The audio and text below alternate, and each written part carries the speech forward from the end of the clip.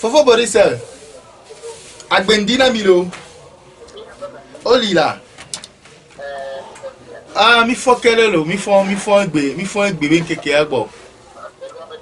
Ah, mi le bare lenti mi fo le lo ame. Ah, elle est déjà. Si le januere. Mi le zon si o mi fafa ya ba. Leke yagbo, leke mi le atigbe aro. Ah, ndudu la ba bonyere na mi la. Allô? Akpe kaka. Ah, c'est Boris nto akpari kana we ma dogbe ni LV abe todo la lo to keke. Vive tani ngolo be ape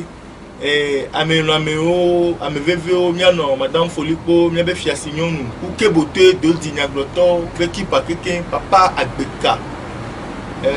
ku debe havinyo papa mawe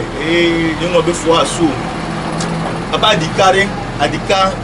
neni we ewa papa mi va gben neni we o we cheba mi papa manyu ndogbe ni ku fo aso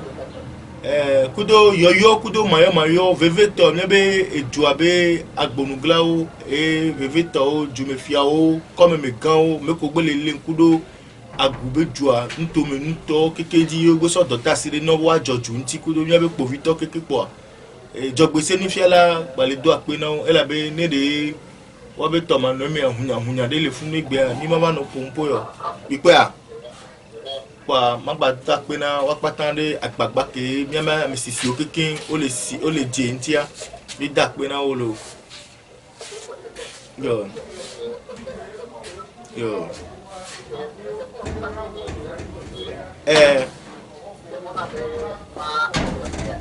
aha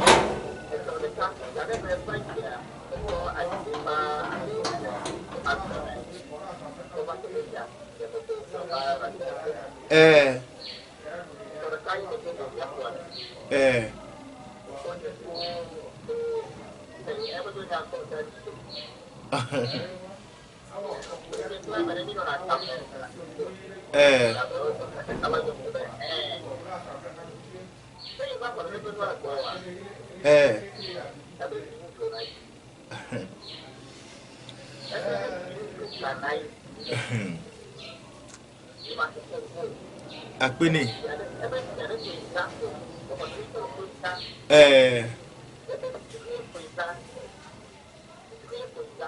emo hune won yo akpene yo nchan gbada akpene be su nubu gedo gbale moji gbona ke magba so pedo ame vovovo ko lanlon la tete gogo monsieur Boris alors là va be nu kay mange revo ami dadado ya amasido ya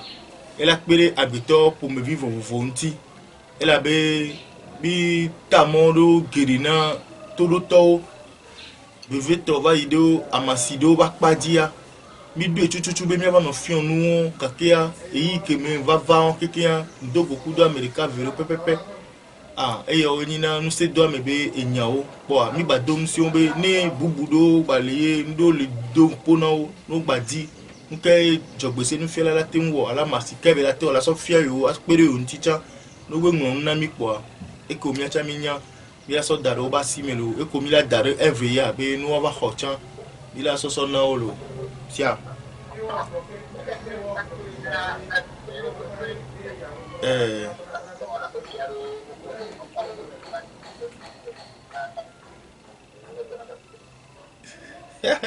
fofo je le konko nyodo lo ngba video no ba bi omnyade ni nte 20 wa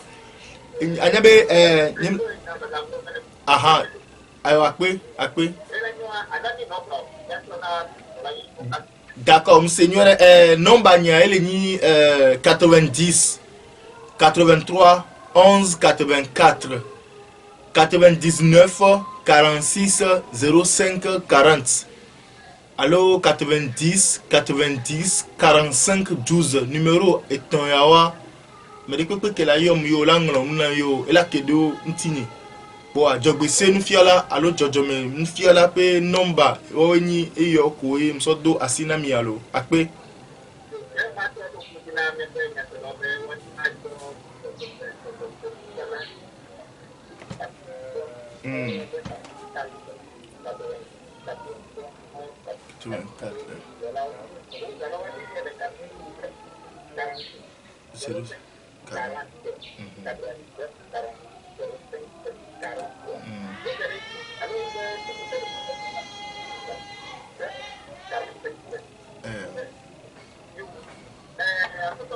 Ago.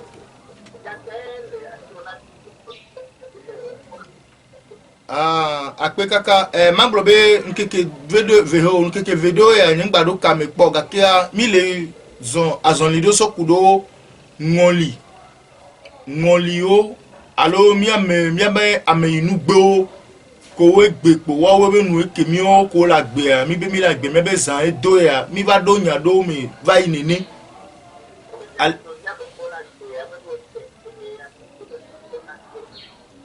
o miame ko le agbele fi mi be zan edo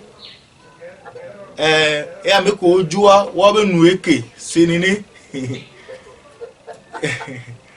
wa viva bona bena gado mowa ameduwa no mra yipo amenugbo pokuna edren o une fois que ogbe mra yipo no ibe ola pa mere po pa me inugbe ike wa me nyo ale gbegbebe bi gbona be ko de nyo ale gbegbebe na re no ya etela nyo no nyo bo ne gbocha ola sebebe ke ngbela gbova to enua enyina nono medo va dona modale nya ebe amedo va gbemebe ame inugbe po pona le va london me ye le alondon me no le pa me inugbe e va vana be amedo wa be dila un ton va senado ale gbegbe o dine kaka o va kina ne kenti dila le zenawa parce ne ngolide mdo nyado wa matem anozedo alono mdo kajeje ku ngolido wa do ya enyade kokokoko le ngoli asi yentie bele de do kweso le fie odo pa mi apon keke eke vevani veve to mi wa ye ni be mi le globe amedo so mona de kebe ngoli be nono medo ko we o dana amento ba me do amenti e valina ende ko de na fu fike amedo ba trone da pa baraji le be ngoli a opo o dedo alo le defuna wa inu wa mi va glombe kaka mi an to pe zana nono mi vovoro mi no nti so gbe na e kodo na mi adoku e me mi baba yi le be ndo va dona moda ndo le do moda gbegbebe ameke ntoni dila wa e o da dado fo kaka bi gbo va yi le modo chonbe amela tem dalo amede be game alo la tem finde waga kiela va veme be la pleido voju bobe na voju ane de ame alo wa ple akado pe gakia nde va dona viviti le funu akamva lena ameke nto sonu ye akava lena ameke nto ebe nubua ba ndo nu ba lo va le trop fiti ke o ma ko va nya etana nu ke yo yona be jojo me be mo alo togbi be mo o ma ko va nya etane ke on ebe ameni be nya la jovo ale kojo me ame amate pompo ameni be nya du diga ke amanu agbe enu ko ebe avunyo o so nya me na ba po eji ba jio pa nu o ba dina nono me vondi de ke le mi ame gbe to de pepebe jojo me mi de na de go mi o big brother na mo be tafla chelo monsieur Boris do ya mzana nyati gedoro ko abegedo wa de na funao na be gomesese voa nem fiona de pepe mebe ba nya voju nem fiona de pepe me ba so be nu nya susu so kudo voju nti alo so kudo nubu nti so ye nto be jojo me ela be voju de kele no kwesino ye am ele khomeo ele modi plinu yo ne amenem ve yonko ni alo sangon ko ve dare akomeni wa sadi amenem ve doso lioni wa vudom dadi more pepele nti o donc nebe mano pompua ni mano so nyabe attention sono yido ni nebe ndo gbo ela be amegbe to ida sauver sana amenovi o voju no ngbono bena de ye ne gbagbe domino na yi alu no vi o da tite da za gbogbo la so tron lenti o ele sigbe kakra nto le do kwesi le kpono dia mda zongbere gbere gbere ba to kakra le be tepia mda si amli ma da ba sifo domina o amegbe to da so zo dio da to la no me la o von kudo kakra wa donc ana on décide ko alo on décide jojo me wa on da te décide no vi o how vi kebe how le doa be jojo me o egbe ya mi le wo ne pipe la ni gbe yan diga ke ya e khori pipe mlele lo me fi o la signer no la be comme khosi are ke la si wa ko so khosi ai funwa no gbe do khosi apon po signer no po o no gale mo dunu a o enua e la gbe tori pipe be nu nyame e la gbe tori pipe be hunme e la gbe tori pipe ADN mi ne fi que ye parti on va les développer les mémoires ye o daba ni amebu adranlo lo alo ano gblenu kwa veve to ni mi o ne be wo na nyi be na agbito disi jojo me voilà ça dit agbito senanya ya gakia ebe susu nyo na be na de ye nto ntete le me no teto pata le me pe susu de ya te so dranlo ya ba te so gblenu agbito ke le gblenu e ke ko dranlo e se borisa mi kase ne ni sova ibe onyabe no ni dokita o fi na jogbere be o la fi ajogbe alo après sema onyabe dokita enyabe ne o la wonu ya na me amela gan ni ke gba yin be ni wonu ya na me amela ku alo ni ne ke va na me be di areni a pasi ame on va pona dokita be yo de kuku ne be ne jo dia bure ni ba donner ame apo ni ba mi onu e gon be de ke ka va le doa va ti kona yo ngome e dore ko lia o sapo menu keke donc e va nina nyade ba do na firo wa polo kita bo be ni la nyuare yo de kuku yo nto we le bielo be ni jeje abure ni yo awo dede ne yo jibe comme di vivi fi a we tri ton mende po ya ba fofua e la de fou so bo be yo jibe ni ne we dede o se me a ni wo ne bu ku ne no dede alo ame ale de funa yo nto yo adopo agbonugare ko wa le be wa ko le be dada firi wa no funu vire quoi ni uyo monsieur Boris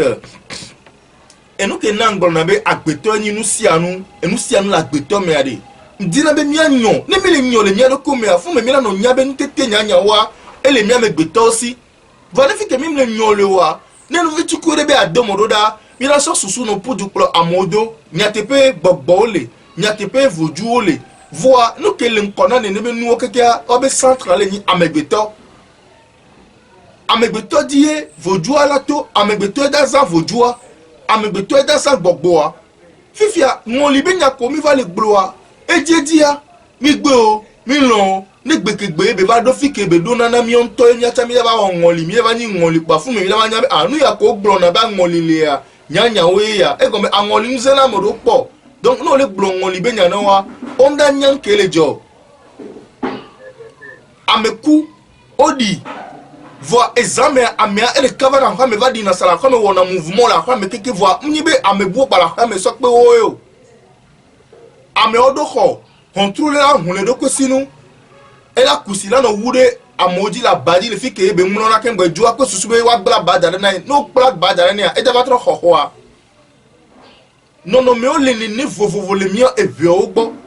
fifia no ke gba dona nu mo li mi e le yin joto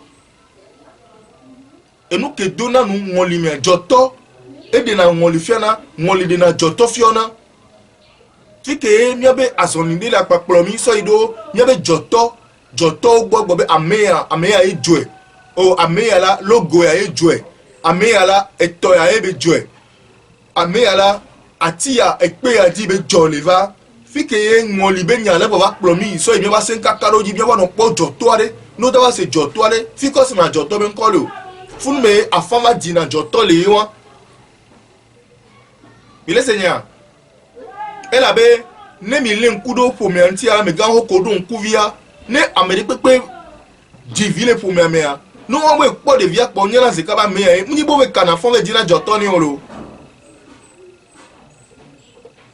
le wope azalido noa onyana ze kabe ame ya togbe ya kejua eyeva egome gede do vana ko do jesio gedodo vana kudo nonomedo soit ne be togbe gawa aforeka didi wiyo alors de kayo jeside no na nkume na o jeside no na ngbedo me na o alors no me tatare no na onti o togbe na yi sava ya ko di alors via me nele enoesi ke o pepe alors ye ame togbe ovio baba divia o va ko be ni vie devia to alors via me ni vai wan mi pe la vivia donc non mais o keke ezerezena le mia me ebe obe jojo me nube ni ende le de kele mia gbo aye ni nende le de kele mia gbo aye donc ma ba ko te dina mo be ni mi le gbon li be nya fun me mi joto be nya ba dona nu le won joto me ke jowade o de jojo na wa o de joto na wa so nya me ke onia wa egbe are ni be nu won egbale a ngbale wa nele are mekawo lewo mekawo mlewo amedo la nye be lewa ke omyon kudeje gomena onpa meke la wo na wo nimnyo wa ne de konu le moronu de konu la de be gbe ya amebe nu mabu ba to be na amebu yesu la khadaji ne wa me afu du dongo ne ve po akado la o bo aso akado do be nse so nai ye ba to be wa afu chedo amiane akaba lento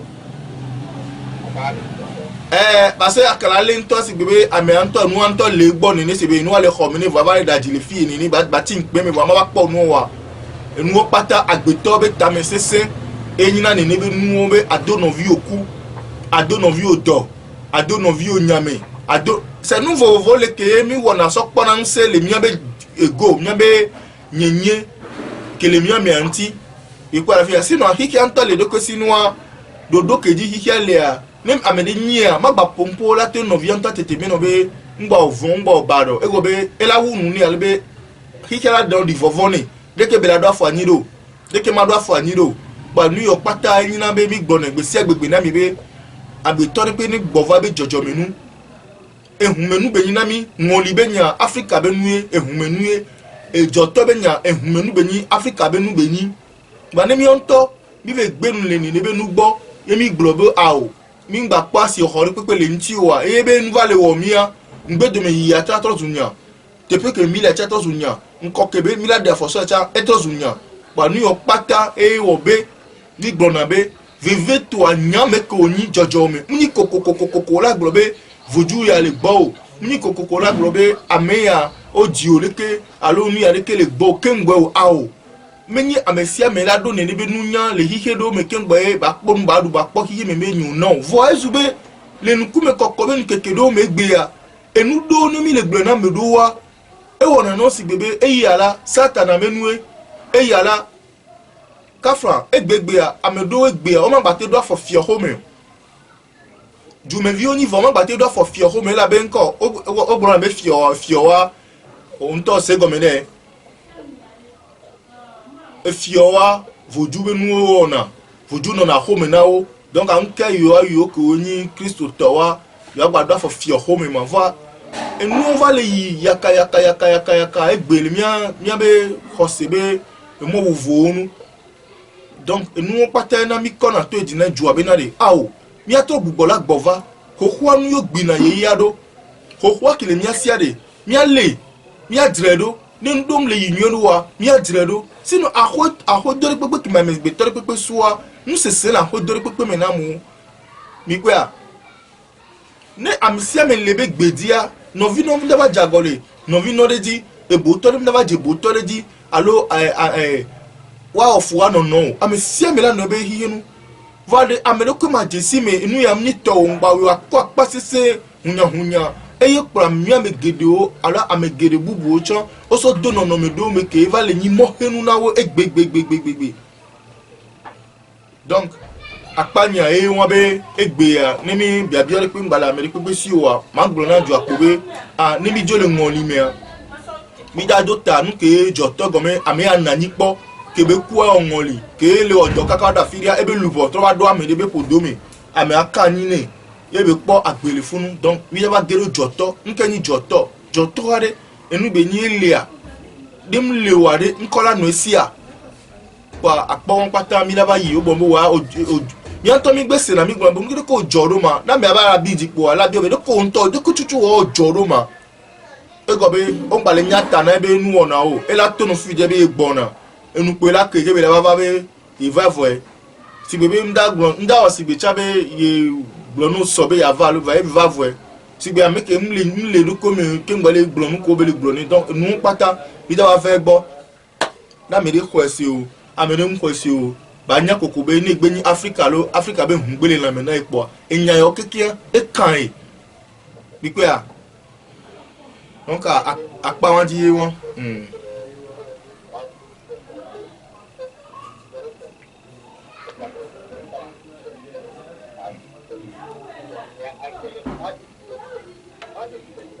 ago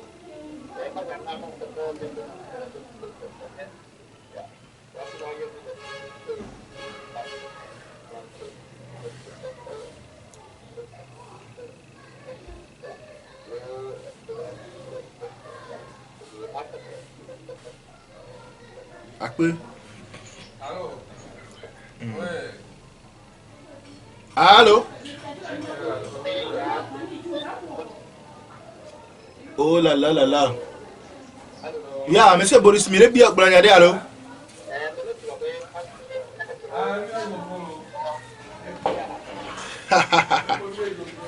Oh. Egbe ayi.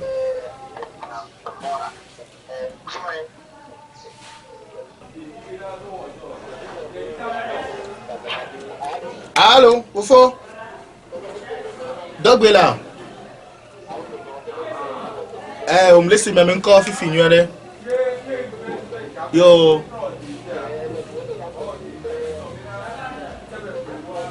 D'accord, d'accord.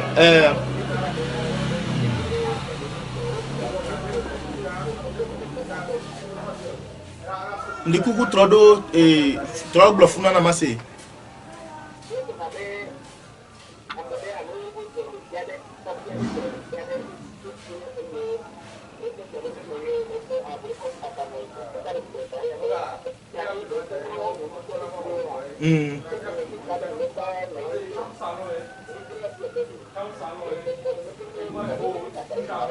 Akpe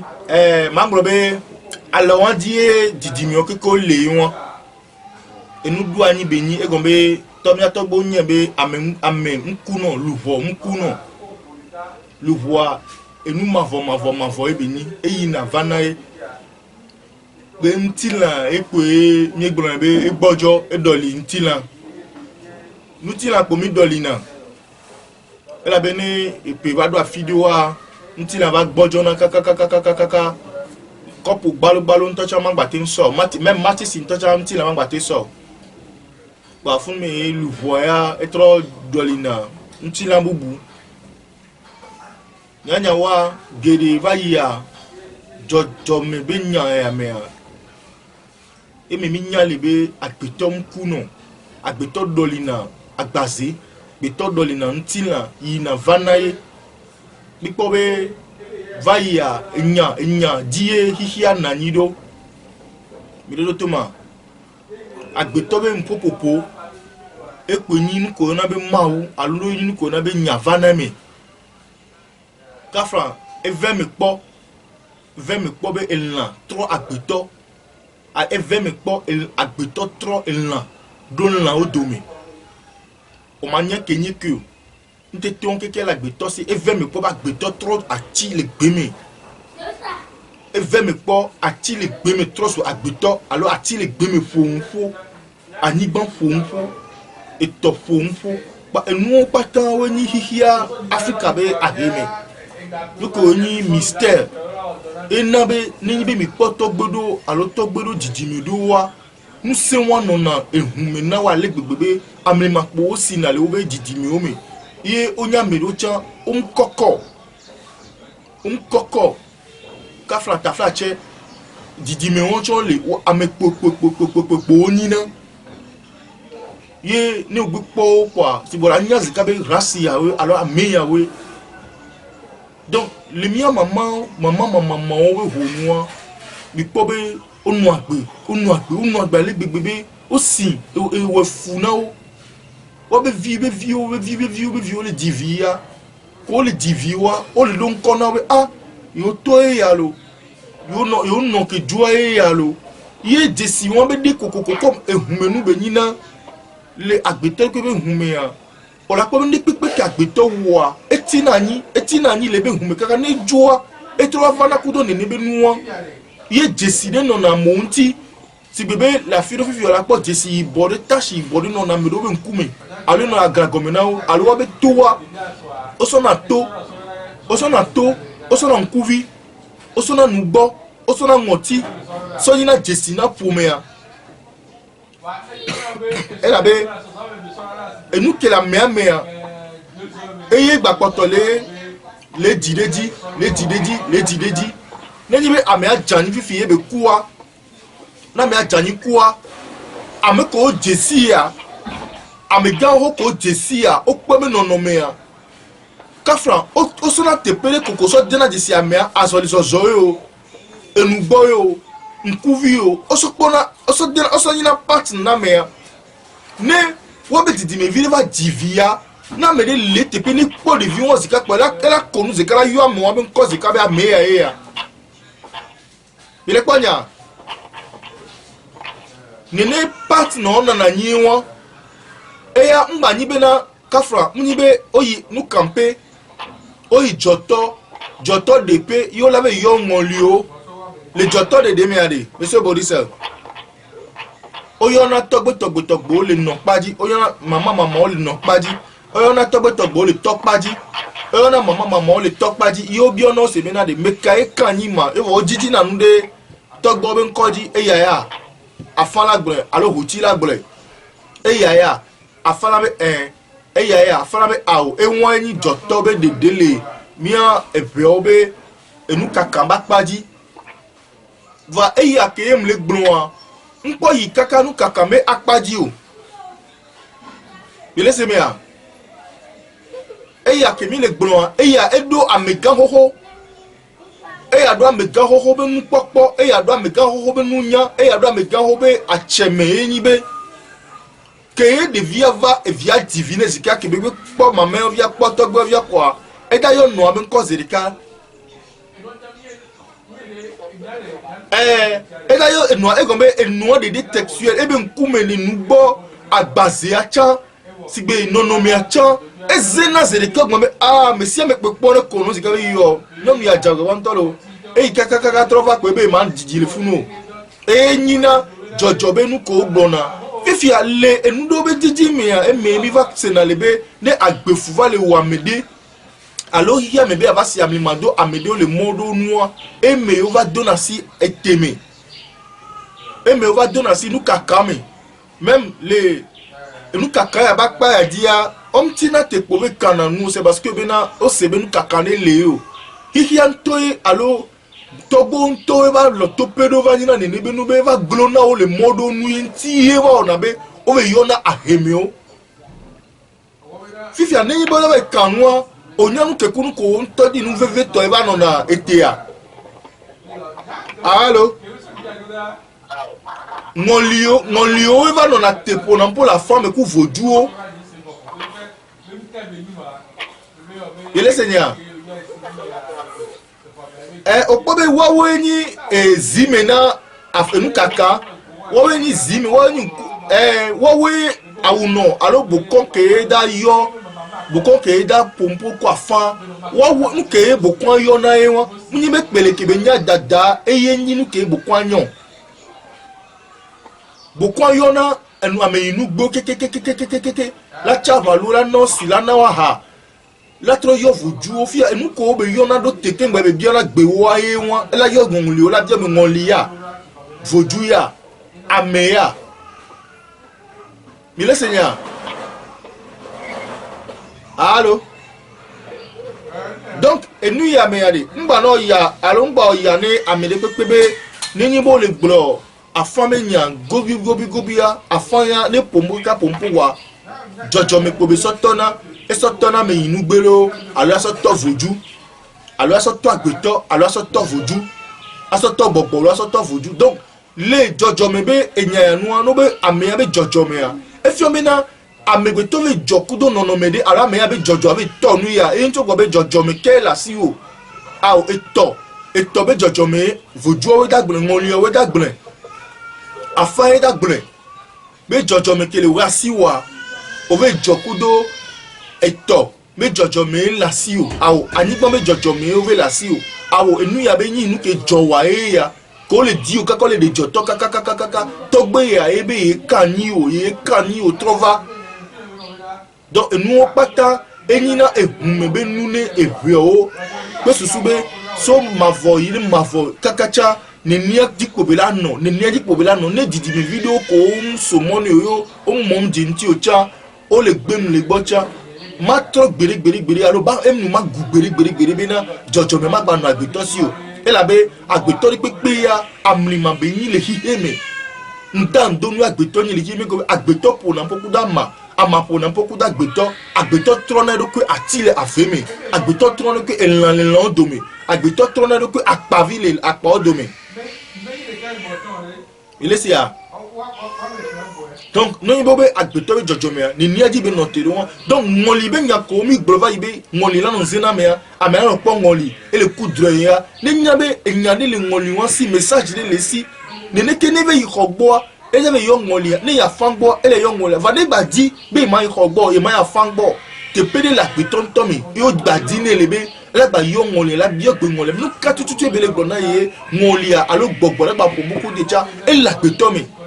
ne fi ke côté wan ko sinon le alo mom di côté wan ti wa e wo be o le po hona me de be ne pede yinti va ne fi ke yo va do pe o le va sous télévoix e vo kon on to la no di ni pepe na do ko ni ni e mota ta o le mi be mi fa fi o mu na agbeto be jojo me be ntete mu e ye pata ko e be agbeto po e va e no ke mi gbon e be na mi kuna fo so na si bebe vo duye gededo mi kuna fo mi ngona be mi aro keke nu ne mi la wo mu tetere le mi aro penua mi va so dana lo gbogboji ale gbegbe na mi gba hon na le mi tetere pepe nu le mi anto mi aro kekpo le fi kaka adipe sinami eh ba si ame anwo be lo pe ale gbegbe na kafran a o ni la me le gbre ware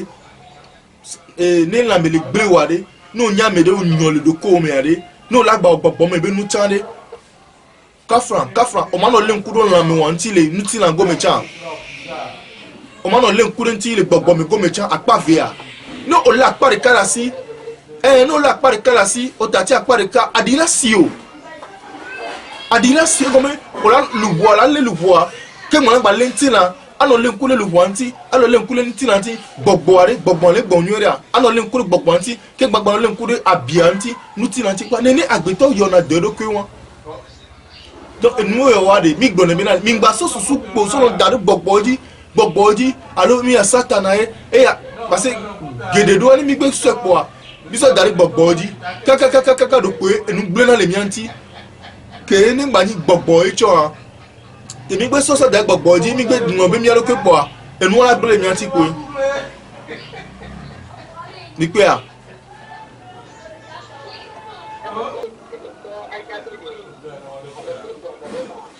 dizizi benima okpo benare mi ma gbobe dizizi benium voi enua de ova vana enona extraordinaire enona eyani na ntohere bikwea kafran nuke vana ni nebe nuva no mi olate di mi mama to va america ya no mi adomi adokpo ya no le kaka si be yam no na la mese jagbero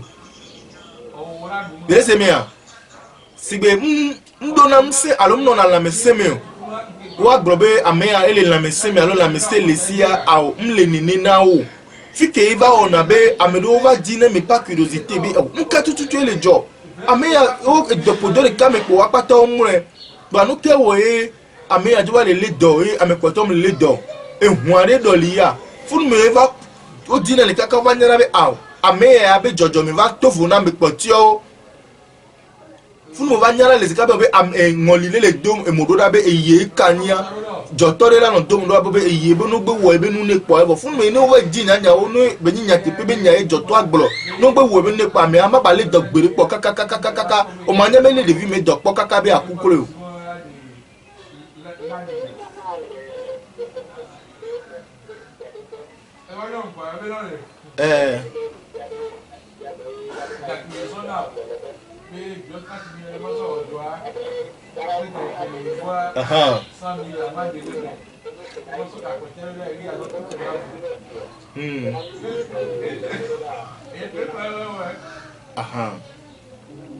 Quoi donc et nous cadeau va donner modora kokoko si bébé ngolio togbelu semno maman semno odina koko waton nyabe iye weva quoi wado tepe nae wado no pe nae wanyabe eye aga wato so bubu ko so nanae alo no meke me innocent wato so be asio ko so nae e nanabe endo va vana menini kaka va inado kafran ne sensen ya me o va ipo kaka va ina ne sensen bakpadi sibe nemera enuam le dejisi le fiome ezasa ezamanye to gbiri sibe madano zan gbiri kaka te ko se penini do madano zan alo madano ko e makpodo ko le tpdo que nous là nous kaka se ka mais on va reconnaître nous les filles au webenti ndene kemboye ni nebe nous la te noter donc ka on va les ni wa comment mimbati di be nyaso nya ko donner nebe numéro va se ka mais a weekend là no webe kaka la ko dola webe ka be amega wore ko mbale wa me kai o la so dade obe tepio funu wa nyina chatia to gbo wona ina be over wona kaka amea dolele la vedio enya jola me dio kaka la on dit kaka be la ba ke nti be e toi il est cas de Kébélé.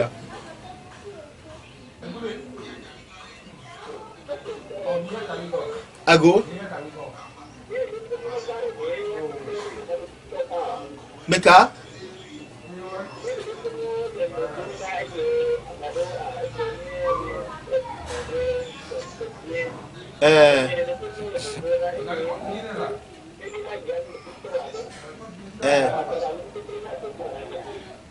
Monsieur Boris Okwa sigbe egbe ari eho nyamnyare ke matin 3D la de funu amedo ba amese me ko be didie sigbe kafra enla no wa me de va ma de gblon na ma de gblon ese me sigbe mi late no hadodo me enla no hia me de adora no wiva nkan ke mi abodero ndate na mi gbere ba dele wuyo sigbe nke tutu le webe le famia ma de gblon na mi gbere ka gam kamo nyi be hono me ma de gblon sigbe nkan na enu ate gbele ku de nti ale te kutie mo lo va ma de gblon gbero e ko me na le amedo le won donc ne to be va ve me be amedo mo le wo over o be o ma di me po wa ça dit be ho chacha ko cho wo le wa do ko me ayi won sigbe o le fermer et ça y on bena nebe to be iwa te gbleti me ala kutie me fa ena bo apa me do ve se pe wu na okay ame pe cha mnya na nkele we o gbe a ke mda de gbrocha gbere ke mi va susu bi na hon la ve oni be ne iye gbo alo e to ne me o ne gbere na ni pe ne le yawo ni ya sabe mda do confiance to cha ne ko na la de gbora o donc a ni nous on va le 20 minutes to be nous le non le nia ame ami mbate globe disease be mi e do la we pe o e wo be chatia soit egbe nu le ni be nu gbo be yimda wo ni be ne pe popa ni nkela gble ya ne gble bi pe a ela te globe nous ine nu la gble ya e nu ane gble va ne to be e nu apoe eye la be wo a ko won ni nani donc apa wa on ma zia me de pepe di o ka fran enu le wo mi vo no nto pe be ya no mi nini o pe be ya no mi nini ba se le yi ke mi ne hi ya nto ba lo mi se me da donc a e won a me se me ku de be chachi ai a me no nyan ke le o pepe ka fran e dore le onti c'est homme da de glem be da de bonso kupora kukude ne ba mi antom va trobe nunya be susu bebe awo eni amade glo egble na la menti be va gobe ya gble na mere po alo im tom va so o nkane pe ke mi la wa ne la kukude e ba kude amero ko to ne be no me o gble va wa on pon dodo de pepe ni o gbon ne na mi va on pon dodo de pepe ni wa nke gba zi won ji bola gbagbole ka lo la di be mo be ya donc a nous ke le funu ayi won yes bien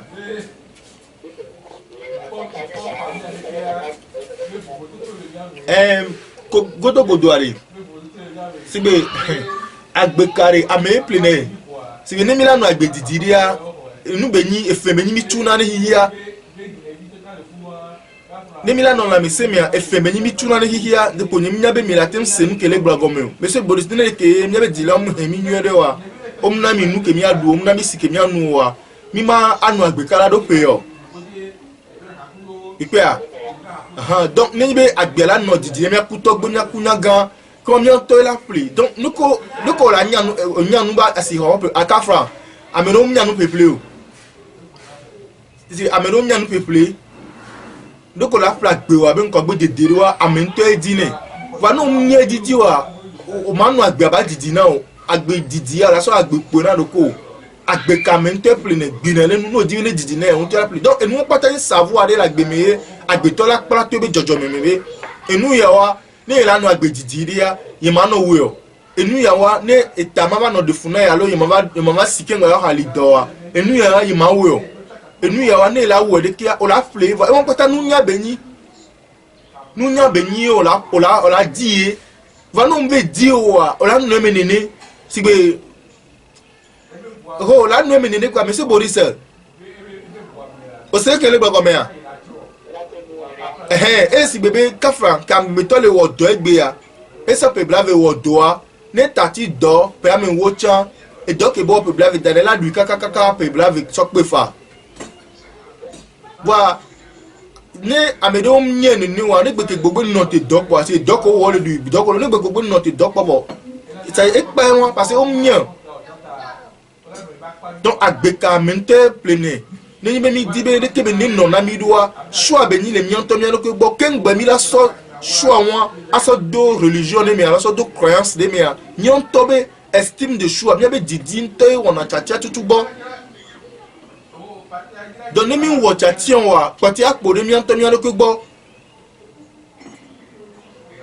mi la gbo be ni nya be le mi na mi wa lo ma unto be ni non ni na mi gake a di do ni na poti o mi wona va nous unto onya règle que dit la no li hia mea nous ko le dia o la kedenti va nous veut dire principe on wa o ya no mi ne quoi c'est bien on na no montana de ko c'est kafla amerique matin dans société de meke rôle que venir jouer à le parti que venir société mea ni o kaka bla no fun kaka des années ni a kafla amero la ni gbe dia eva do na fidia agbe wa tina o dina me ne o po ku to ya ku kwa ne ehunvale yin to tia o dina ko apuju ne ya so ko ni won ba gbra yo alo ba dina me yo anu ati kere po ne yo to ba vodo funu so enu kele nu me wa we won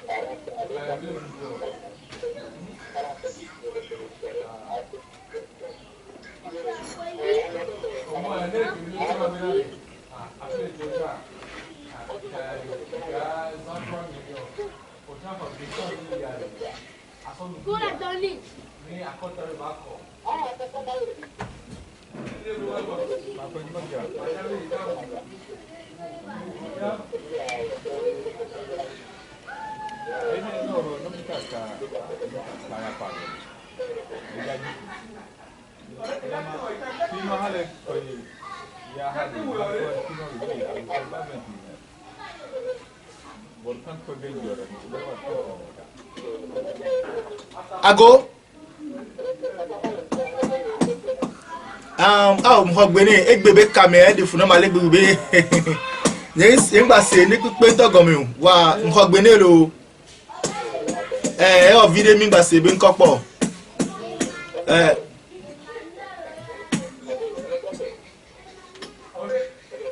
yo akpe kaka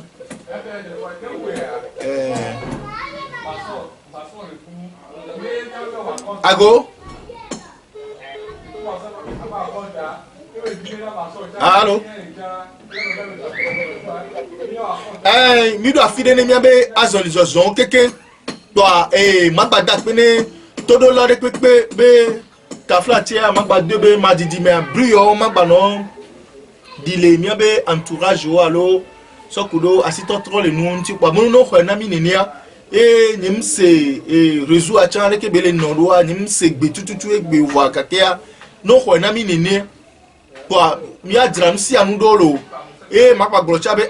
kafla ne mi le yi le gbo mi no po mi na de agbaze ke le mi anti ade ebe nu mi le wa mi afo tori grobe no nyafi ko soa donc fi ko so kwa enya yo pata mi magba no anon pire to me na mo didire o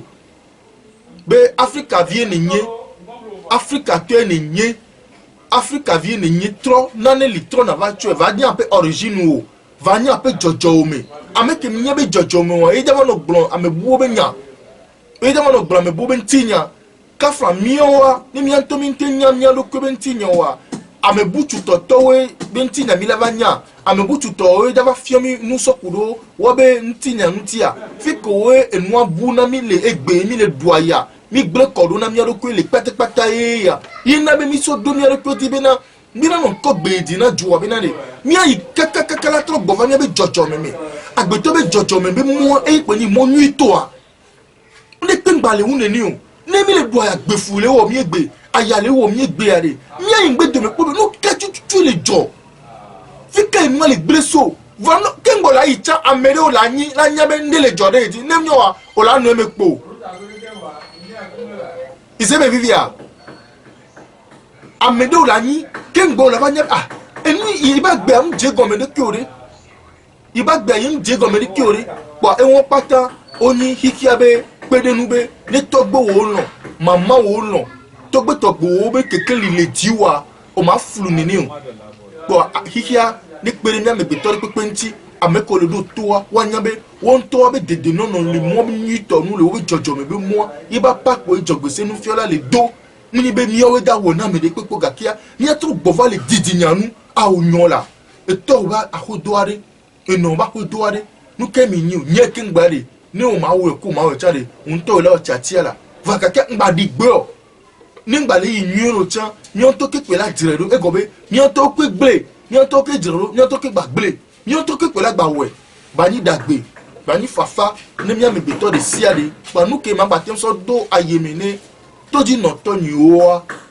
yi won be mi jole ngon le o be nyaji mi ni be mi dagba fa gble yo mi na no do jojo mi jogba jobe enyanti mi le se mi a ago akpere mi ocha